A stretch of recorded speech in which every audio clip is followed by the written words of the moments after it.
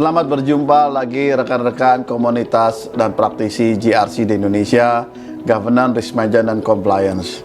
Hari ini kita beruntung bisa memperoleh diskusi dengan Pak Charles Ford sebagai Ketua Eksekutif dari Indonesia Risk Management Professional Association. Selamat siang Pak Charles. Selamat siang Pak Anton. Hari ini saya ingin diskusi dengan Pak Charles mengenai substep dari risk assessment yang ada di SNI ISO 31000, yaitu risk analysis. Ya, Pak. Seperti Bapak ketahui, substepnya dari risk assessment itu ada risk identifikasi, risk analysis, dan risk evaluasi. Nah, sekarang kita menyoroti itu. Boleh Pak Charles secara singkat berikan apa sih cakupan dari tahapan tersebut, risk analysis, dan apa yang mau diperoleh? Kalau memungkinkan, tolong bisa berikan 1 atau 2 contoh konkret. Silakan Pak Charles. Ya, baik. Terima kasih Pak Anton. Jadi sebenarnya yang kita lakukan di dalam risk analysis, kita memberikan satu dimensi pengukuran di mana memperkuat pemahaman kita terhadap risiko-risiko yang harus kita kelola. Setelah kita identifikasi mana saja sih risiko yang harus kita prioritaskan.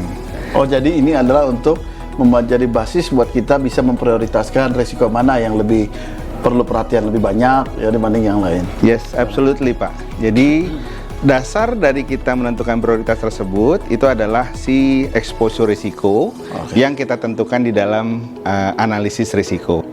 Sehingga dengan demikian pada saat melakukan analisis risiko sebenarnya kita memberikan satu dimensi yang umum diterapkan kepada risiko, baik dampak, berapa besar dampak yang ditimbulkan ketika si risiko terjadi, maupun juga berapa besar kemungkinan dari si kejadian si risiko tersebut. Jadi dalam analisis itu setidaknya ada 2 dimensi Pak ya, yang dianalisis ya. Berapa besar tingkat kemungkinan ya, ini likelihood-nya ya. Di sini bukan possibility, tapi likelihood Pak ya. Tingkat kemungkinan kejadiannya, dan juga tingkat daripada dampak daripada satu peristiwa risiko. Ya Pak. Oke. 2 elemen ini ada ukurannya Pak, agar bisa diprioritaskan yang mana satu di antara yang lain. Ada Pak. Jadi kita bisa memakai pendekatan kualitatif maupun kuantitatif. Kalau yang kualitatif biasanya kita menggunakan skala ordinal atau rentang, tetapi kalau yang kuantitatif biasanya sudah masuk ke ranah rasio gitu Pak.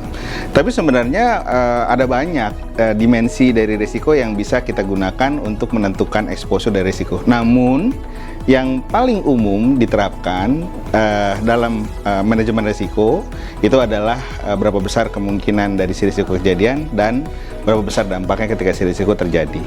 Bisa Pak Charles bisa berikan satu contoh konkret kalau Pak Charles bisa, sehingga kita bisa melihat habis kita analisis misalnya dari 2 risiko tertentu dianalisis sehingga kita bisa tentukan mana yang satu lebih prioritas dibanding yang lain. Bisa tolong sharing contoh saja. Apa saja, silakan Pak Charles buat komunitas. Ya,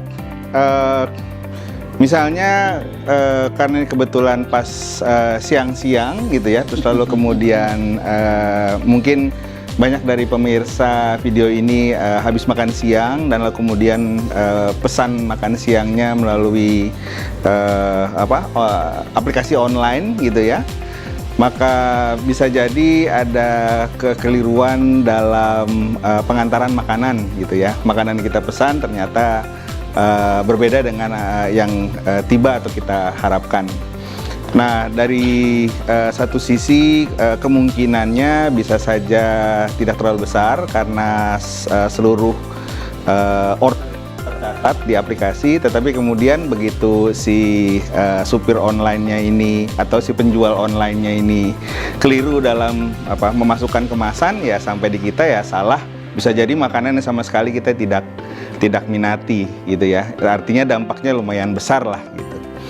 Nah, risiko seperti itu saya pikir masih lebih kecil ketimbang karena kita khawatir gitu ya, ketika dikirimkan makanannya salah, akhirnya kita nggak pesan sama sekali, lalu kita akhirnya lapar gitu ya.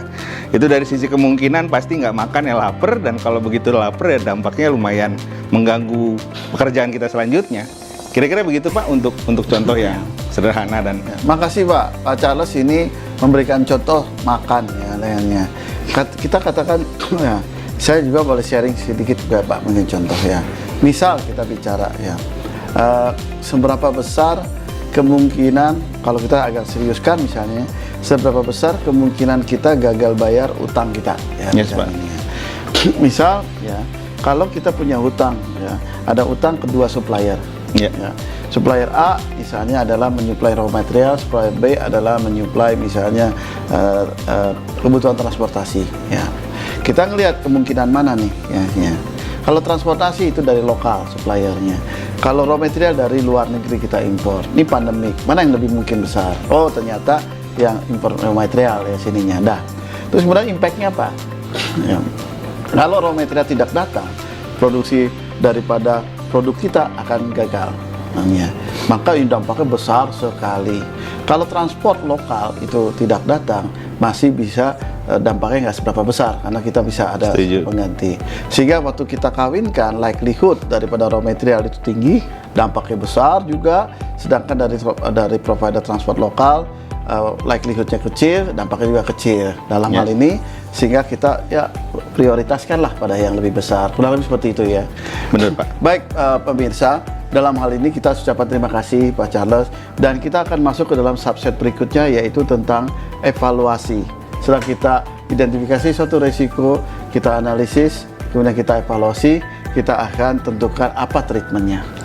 Demikian rekan-rekan komunitas praktisi manajer risiko, selamat bertemu lagi di kesempatan lain. Mari Pak Charles, kita ucapkan salam secinta untuk komunitas praktisi manajer risiko di Indonesia. 1, 2, 3. Salam secinta Indonesia.